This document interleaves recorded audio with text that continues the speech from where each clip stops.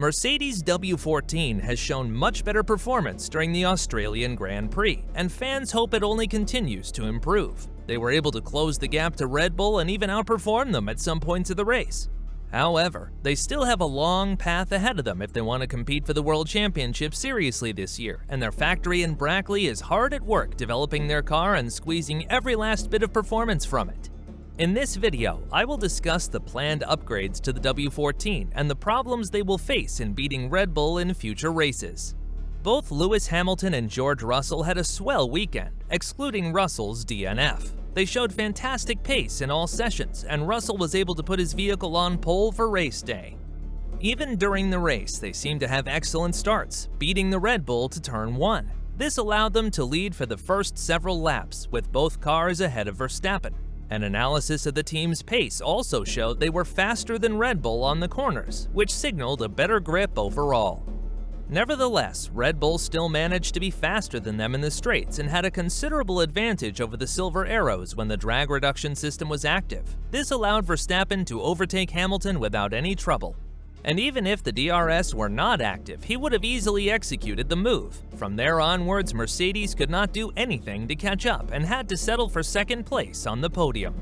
Even though they did not have a win in Australia and one of their cars did not even finish the race, Mercedes was happy with their results, and the drivers themselves were surprised as to how well the car performed. The team did change one small aspect of the vehicle. Specifically, the floor edge was updated to include vanes, though this was not a big enough change to account for the performance gains. It seemed that came from how the W14 was set up for this race, and the Albert Park Street circuit played a huge role in this. Having a higher average top speed than most other tracks, this circuit allowed the Mercedes to put down the best laps it possibly could, as the Brackley-based team focuses on making their cars front-limited, making them perform better on circuits with faster corners. The team also had fewer issues with tire temperature, leading to better launches and letting them brake later than most cars. Their setup in Australia was near perfect, and this is the main reason behind their spectacular performance. This means that as F1 travels around the world, the W14 may not be naturally as fast as what we saw this weekend. They would have to do more than just change their setup to ensure they keep up with the rest of the pack, and more importantly, close the gap between themselves and Red Bull.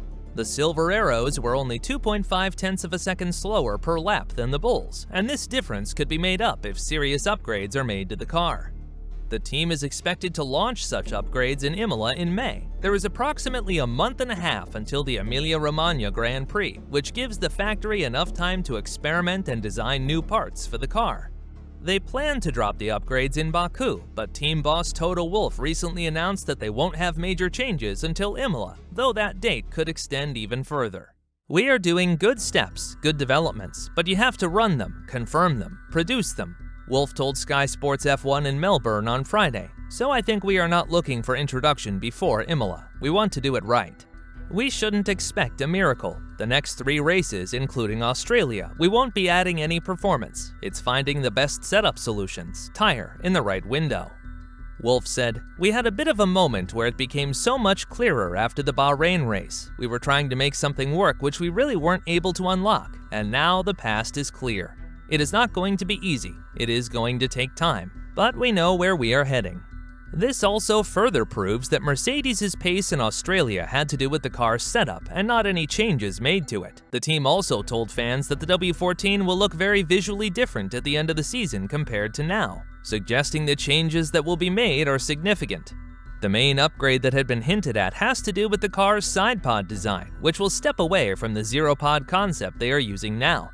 The Zero Pod was already a risky move when the team unveiled it last year, and so far it has not been helping the car's performance. Hence, the team is looking to update their side pod with a more conventional design. Furthermore, the team will be working on other aspects of the car, taking inspiration from other teams on track to maximize their pace. They may update their rear wing and add changes to the rest of the floor as well to make it more aerodynamically efficient. Currently, the W14 does not see as much of a boost during DRS as Red Bull and Aston Martin, and they may also focus on improving that aspect of the car. However, the results of the Australian Grand Prix have sent motivation back to the team, and Toto Wolff commented on the team's direction. We had strong pace today, and it was really close with the Aston Martins and the Ferraris. That is good news for us, and I think we have made a step forward this weekend, both on one lap and race pace. We maximized what we have, and we need to now comb through the data and continue to learn about the car. This will help bring the upgrade packages, and that will be the key in challenging the leaders more often. He also believed that if George did not suffer a power unit failure and his luck was better when the first red flag was raised, he could have competed with Max for the win, as the team was running first and second, and could have fended off Max in third. It was unfortunate with George. He had a great stop from the lead and changed onto the hard tire. It was absolutely the right call, and he would have been very much at the front. With the red flag, his race was not so good anymore. He still could have made it to the front though, so he was unfortunate to have a power unit failure. Mercedes trackside engineer Andrew Shovlin also commented on the team's result after the race and said it was a day of mixed fortunes. It's great to get the first podium of the year with Lewis, but it was a day of mixed fortunes for the team. Lewis drove a difficult race well and had to find a fine balance between tire management and defending. George had put together a strong weekend and was unfortunate that the safety car became a red flag. Things then got worse with the power unit issue. The pace of the car has been better than at the first two races. We've made some changes to the setup for the circuit, but hopefully we can take some of that learning into the upcoming races. Finally, the last improvement that the team will work on is something that is not visually obvious, but goes a long way for the team, and that is reliability. The Mercedes power plant failed in Russell's car in Australia, causing it to catch fire. The Mercedes engine in Stroll's Aston Martin also had a problem earlier in the season, resulting in a DNF. Mercedes will have to work on this issue if they want to challenge Red Bull and ensure their car does not break down. The method to do this lies with Mercedes themselves, as they know their engine best. However, it is safe to assume that reliability will be high on their priority list after Australia.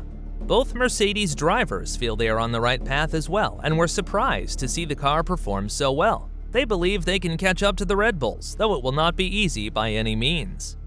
To get a podium today is amazing. I definitely didn't expect to be second this weekend, so I am super grateful, said Hamilton. Considering we're down on performance, to be fighting with the Aston Martins is amazing for us at this point in the season. We've just got to keep fighting. A big thank you to all the people back at the factory. We can close that gap. It's going to be tough, but not impossible. It was very unlucky for George today. Our reliability has generally been pretty good, so that was unfortunate. Finally, I want to say a huge thank you to everyone here in Melbourne and Australia. I've had the best week here, and this town continues to put on a great show. George also stated that the team did everything right in Australia, and that luck was not on their side. We did everything right this weekend. We had a great qualifying yesterday, and today, the start was perfect. We managed the first stint well, and I could have extended it quite a lot more. I felt comfortable and strong in the car on all 3 days. I see no reason why we couldn't have fought for victory today, so it's disappointing. As soon as I came through the high-speed turn 10, I felt something go. 3 corners later, I was stopped. When it's not your day, it's not your day. We've still got a lot of work to do to catch Red Bull, but we can take the positives from this weekend. Every time we've taken to the track, we couldn't have done any more. We maximized everything, and I'm proud of the job that we have done. In the end, the drivers felt more alive in the car in Australia and finally appeared to be getting the hang of things. This is a major achievement for the team, and from now they can focus on making the car faster overall. And maybe, just maybe, they can challenge Red Bull for wins. What are your thoughts on Mercedes during the Australian Grand Prix? Do you believe they can improve their car before it's too late? Let us know your thoughts in the comments section below. Also, like this video. If you enjoyed it, subscribe to this channel and press the bell icon to stay updated with the latest Formula One news.